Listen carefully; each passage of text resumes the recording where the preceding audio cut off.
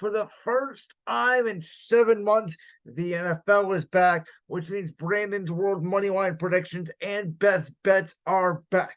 If you are new to the podcast, what I do is every Tuesday throughout the NFL season, I'll come on here and I'll give you a recap of each of the games over the weekend. And then on Thursday, I preview the weekend slate as well as I'll give 5 games that I will bet the spread on. And so we're going to do that today. And we're starting it off with the Lions and the Chiefs. Of course, Thursday night football, the opening game of the season. Now, Kansas City may not be without Travis Kelce, suffered a hyperextension of the knee in practice on Tuesday. And as I said on Championship Rings on Tuesday with Josh Unger, if Travis Kelce does not play in this game, Kansas City is not going to win the game. The line right now is at 6.5. If I was doing this as part of my best bets, which I think it could be a little bit tricky because I would take the Lions here plus 6.5. But if Kelce plays, listen, I think there's a possibility Kansas City could cover the spread barely and win by a touchdown. But without Travis Kelce, without Chris Jones, with the Lions' new running game with Jahmyr Gibbs out of Alabama, David Montgomery, former Chicago Bear, they replace Jamal Williams and DeAndre Swift. Jared Goff was one of the best quarterbacks in the NFC last year. He's going to be comfortable in a warm outdoor, over 80-degree stadium in Kansas City. Amon-Ra St. Brown is going to have a good year. We know the Lions offense is prolific. We know they have a lot of weapons. Marvin Jones, Josh Reynolds to go with Goff and the 2 running backs. The question is the Lions defense. Outside of Jack Lambert, the off-ball linebacker they drafted, outside of Aiden Hutchinson, outside of C.J. Gardner-Johnson, there's not a lot of talent there. But you take away Travis Kelce from this Kansas City offense. It's Sky Moore, it's Montez Valdes-Scantling. It's not a lot for Patrick Mahomes to work with. For that reason, I think the Lions are one of the best offensive lines in the game. Will be able to run the football, especially without Chris Jones for Kansas City. There's a lot of noise going on with the Chiefs right now. All of a sudden here, as we hit the regular season, I think it's a bad sign. I think the Lions walk into Kansas City. They shock the NFL world somewhat, and they come away with the opening night dub. This game up next is one of my best bets of the weekend. I'm taking the Browns here, plus 2.5 to win outright here against Cincinnati. We know Joe Burrow is 1-4 in his career against the Browns. We know he has missed, pretty much all of training camp and all preseason with that calf injury. He had 4 interceptions last year, week 1, after coming off the appendix. He looked horrible at Pittsburgh. And obviously, Cincinnati started 0-2. They have a real possibility this year to start 0-2 as they take on Baltimore as well in week 2. But we know the Bengals are often better than late. I think the big issue over the Browns is Denzel Ward, their best corner, going to play. But even if he doesn't, you still got, Ronnie Harrison back there at safety. You got Martin Evans in the corner. You got Grant Delpit at safety. The addition of Za'Darius Smith is a great opposite pass rusher, opposite of Myles Garrett. And in this Jim Schwartz 4-3 attacking scheme, I expect the Browns' edge rusher to be one of the best in the game this year. If Deshaun Watson is anywhere close to Houston Deshaun Watson, I think the Browns can make a legitimate run. The Browns are running a brand new scheme this year that's more like what Watson ran in Houston, as opposed to the under center, play action, bootleg, old school style that I've criticized Stefanski for over the last few years. I think David Njoku could have a big game. I think Elijah Moore could have a big game. And the Browns, who get up and play really well against Cincinnati, I think they send a message. And the Browns win their first home opener since 2004. And I would take the 2.5. Next game, tricky line here, so I'm not going to bet it. Houston at Baltimore. Listen, the line is 10, so Vegas thinks Baltimore is going to blow Houston out at home. I just don't know what to expect out of the Houston Texans. I really don't know what to expect out of C.J. Stroud.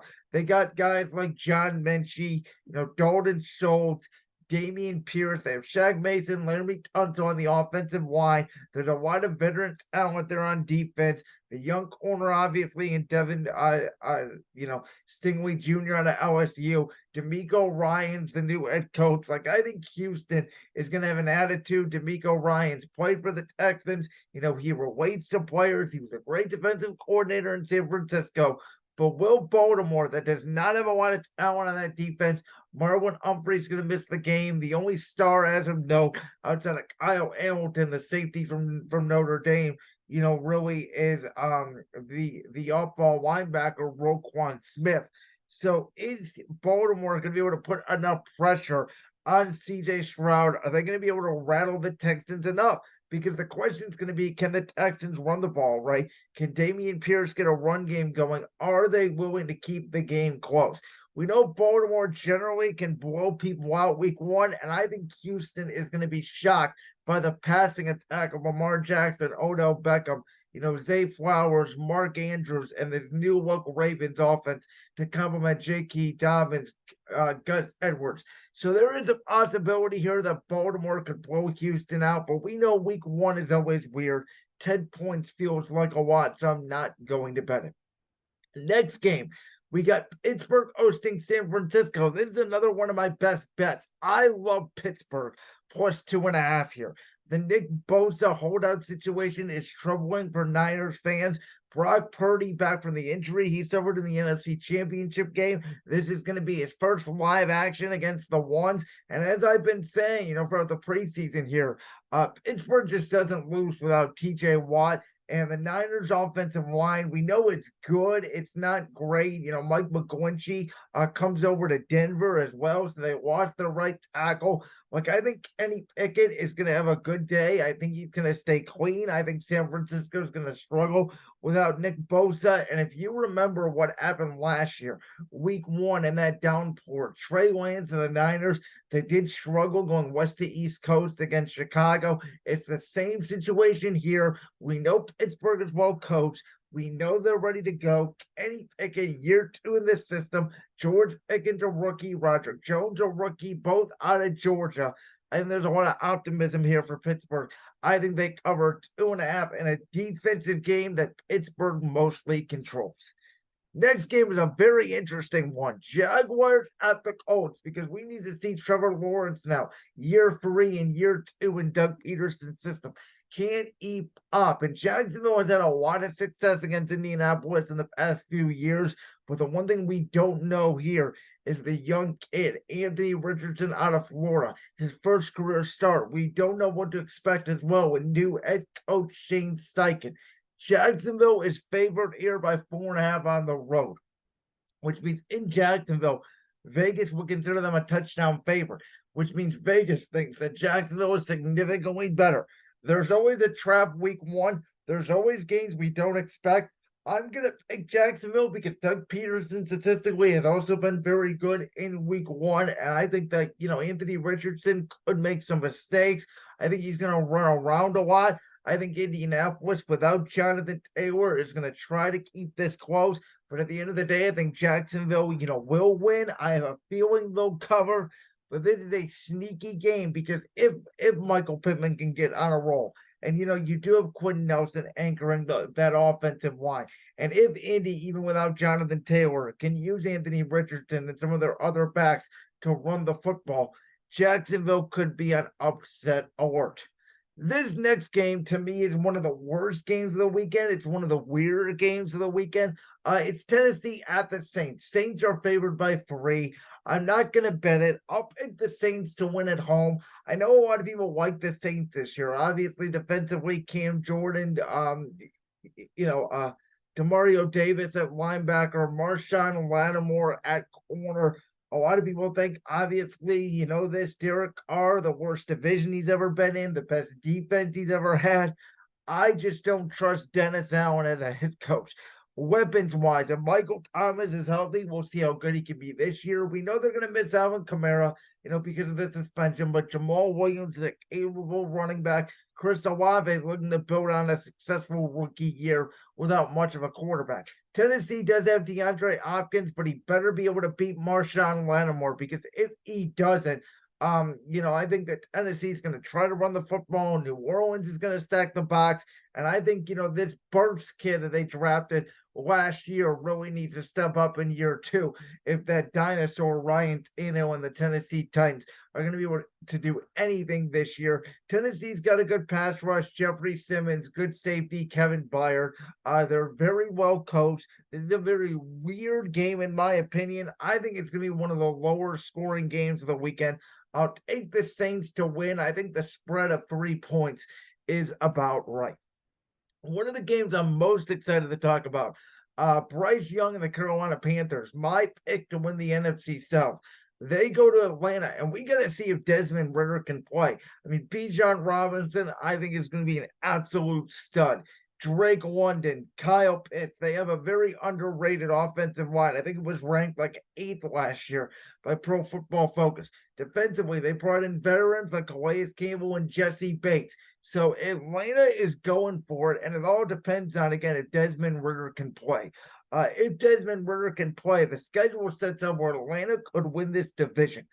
I just don't know. And I think Bryce Young and Frank Reich, who was not supposed to be fired, in my opinion, in Indianapolis, I think they have a trick up their sleeve. I think it's, once again, week one, expect the unexpected.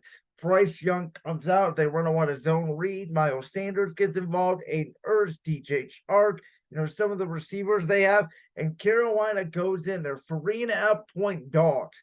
I'm not going to bet it, but I think I have a strong suspicion here. Carolina goes in. They beat Atlanta on the road. Okay, I'm not going to spend a lot of time on Arizona at Washington. Washington's a 7-point favorite, which is a lot like Houston. Big spread in week one. I think Washington could easily cover this game. This is my survivor pool pick this week. If, I'm in a survivor pool. It's my pick this week. I think the Commanders go in. They squash Arizona, who is looking to be winless. Tampa at Minnesota is a little bit interesting. Obviously, Tampa Bay, new quarterback Baker Mayfield. They do have the good weapons in Mike Evans and Chris Godwin.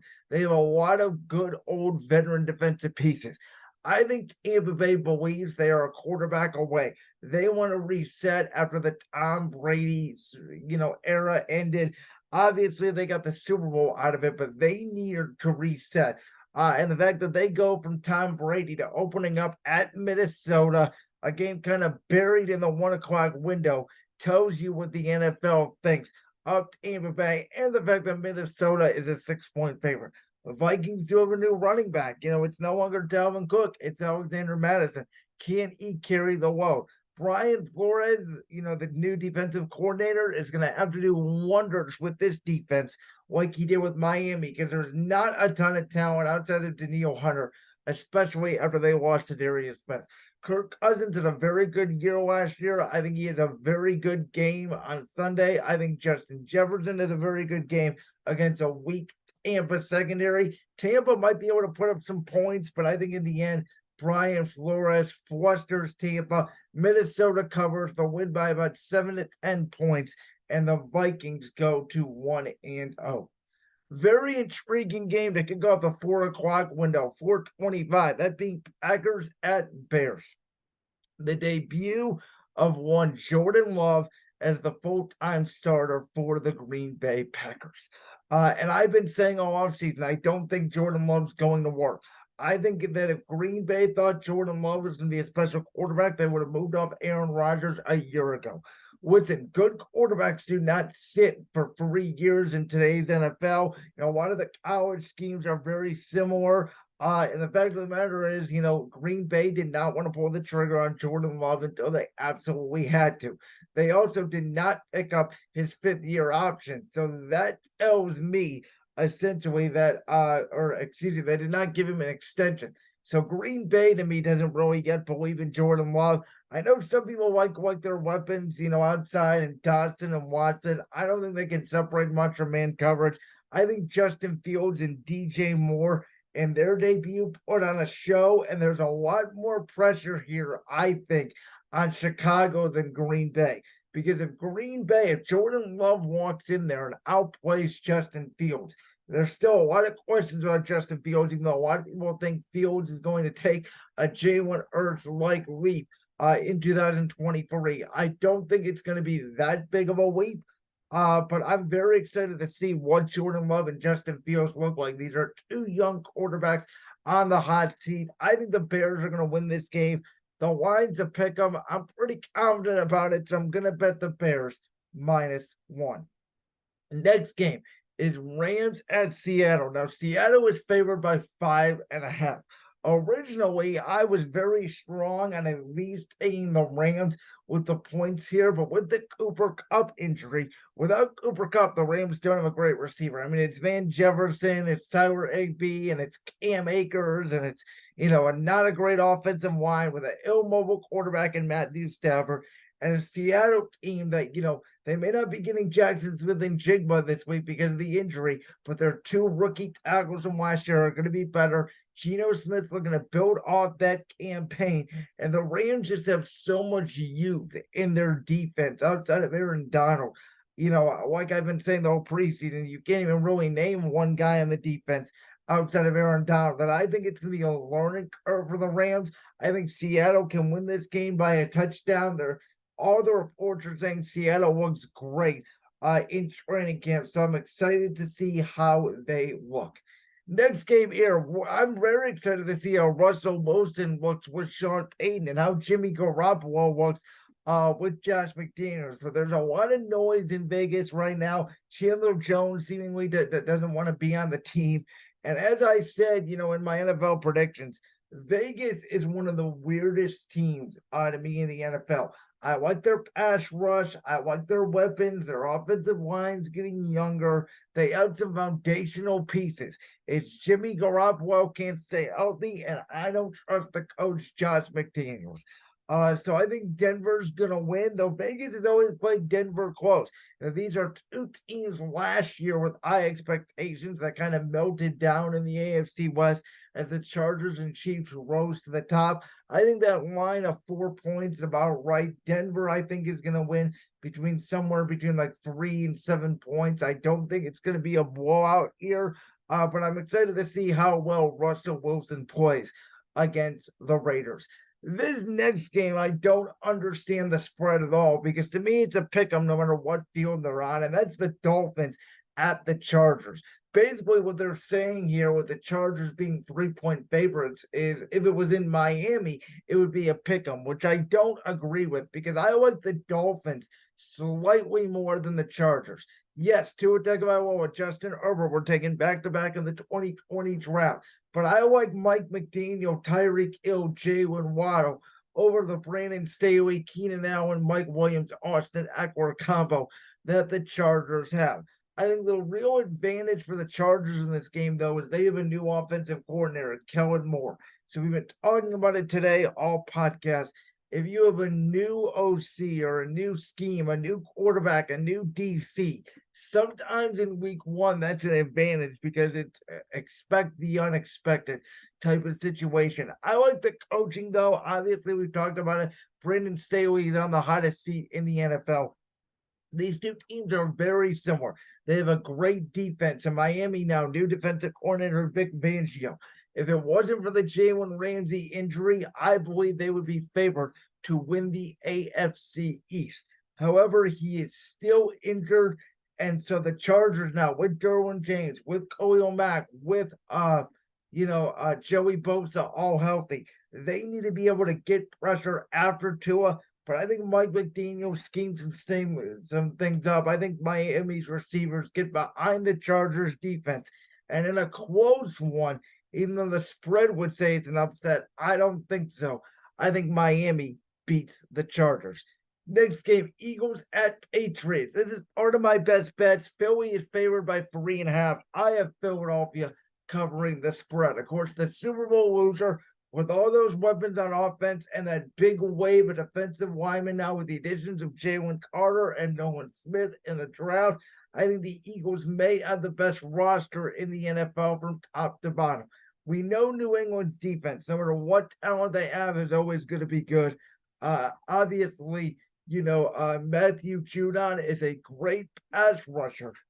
However, at the end of the day, I think that New England's offense struggles to move the ball against Philadelphia. There is a report out there that Juju Smith's knee is completely messed up. And when you have Juju Smith-Schuster and Devontae Parker as your main two wide receivers going up against Darius Slay, James Bradbury, and that Philadelphia secondary, I think it's a bad matchup for New England. The only way for New England to win this game to me is to run the football, control the clock with Ramondre Stevenson and new Patriot Ezekiel Elliott, who I do think will have a good game in this game.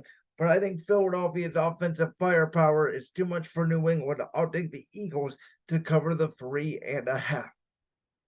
Next game, you got Dallas, who's also a 3.5-point favorite, and their Sunday night game against the New York Giants. Dak is 10-0 in his last 10 games against the Giants.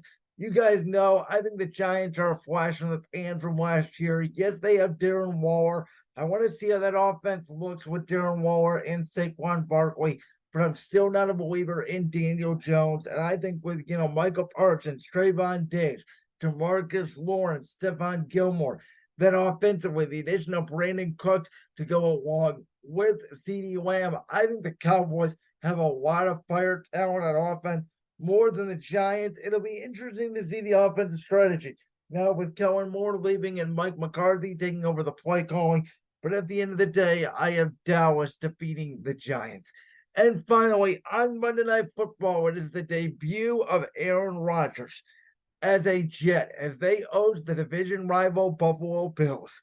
There's a ton of pressure on Buffalo. Yes, they're not going to have Von Miller back yet, but Tre'Davious White is back, and there is a ton of pressure on this team because ever since Brian Daboll left to go be the head coach of the Giants, the offense has gone backwards. Josh Allen has been turnover prone, and with this Stephon Diggs drama and Sean McDermott, it kind of feels like Sean McDermott is on his last chance here in Buffalo. I love the addition they made in the first round of drafting Dalton Kincaid, the tight end out of Utah. We'll see if they use James Cook, the brother of Dalvin Cook, to kind of open up that offense as the Cook brothers are going to be on the field together as Dalvin will split time with Breece Hall. Listen, we know the Jets won 7 games without a quarterback, and now they have Aaron Rodgers, and the connection with Aaron Rodgers and Garrett Wilson on Hard Knocks looks really good. We know the Jets have one of the best defenses in the league and a really good pass rush and a great lockdown corner in Sauce Gardner. Watching that Gardner-Diggs matchup is going to be fascinating. The question for me is going to be the Jets' offensive line. We've heard reports they got steamrolled by Carolina and Tampa Bay in the preseason. Can they protect long enough for Aaron Rodgers to have time? I think it's going to be a culture shock for the Jets. I think the Bills have heard about the new Darwins all offseason. They've heard about Miami. They've heard about the Jets. They want to prove it is still their division. And I think that the Bills' pass rush, which is still good without Von Miller, gets after Aaron Rodgers a lot, who struggles in his first game at home in MetLife Stadium. And I am taking the Bills to cover the 2.5. So to recap here in the money line, I have Chiefs over I have the Lions over the Chiefs. I have Browns over Bengals, Ravens over Texans, Steelers over Niners, Jags over Colts, Saints over Titans, Panthers over Falcons, Commanders over Cardinals, Vikings over Bucks, Bears over Packers, Seahawks over Rams, Broncos over Raiders, Dolphins over Chargers, Eagles over Patriots, Cowboys over Giants, and the Bills over the Jets on Monday night. My 5 best bets for week 1 of the 2023 NFL season. I have the Browns plus 2.5 covering and beating the Bengals. I have Pittsburgh plus 2.5 covering and beating the Niners. I have Chicago -1, so essentially the money line against Green Bay. Philly will cover the -3.5 against New England, and Buffalo will cover the -2.5 against the New York Jets. Last year, I was 62% in the money line. I was 50% in best bets. I'd like to get that up to about 60% in best bets, and I'll live with a 62% money line predictions. Like that clip from the Brandon's World podcast? If so, make sure you go down there and hit that subscribe button. While you're down there hitting the subscribe button, make sure to also hit the notification bell so you never miss another upload. And make sure you check out all the other clips from the Brandon's World podcast right here on YouTube.